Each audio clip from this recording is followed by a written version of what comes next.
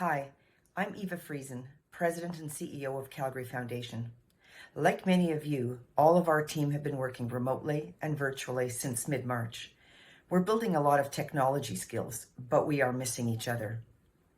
Despite the challenges of remote work, we are committed to delivering on our mission to support the charitable sector and facilitate philanthropy for the benefit of community.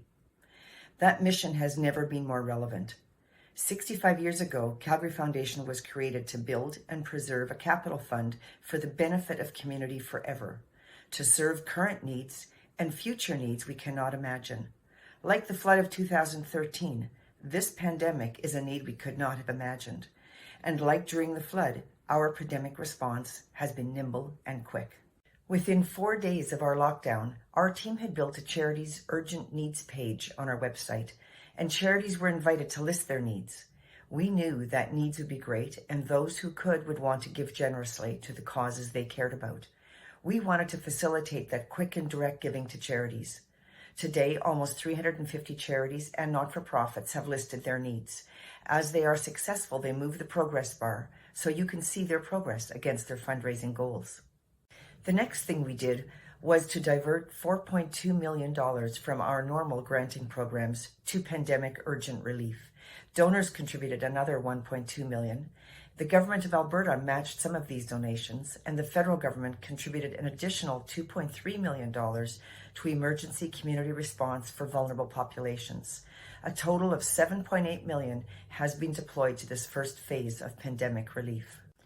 Of this, $1 million was granted through the Collaborative Community Response Fund led by the United Way. $3 million has been granted through Calgary Foundation's new Pandemic Relief Grant Program to over 100 organizations in Calgary and surrounding area, including First Nations in Treaty 7. And $200,000 was contributed to the arts organizations in a collaboration with the Rosa Foundation. 3 dominant themes have emerged in these grants.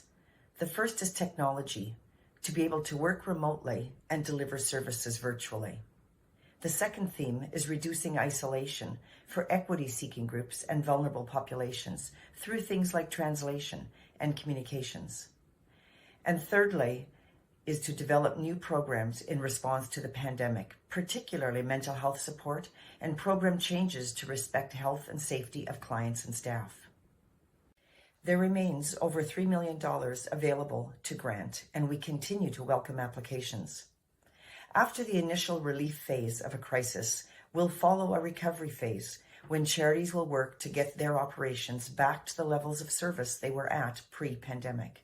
We expect to enter that phase after the summer. And sometime after the recovery phase, we will enter phase 3, a phase of rebuilding and transforming with increased resilience for the future. We are grateful for the generosity of those who can support community at this time.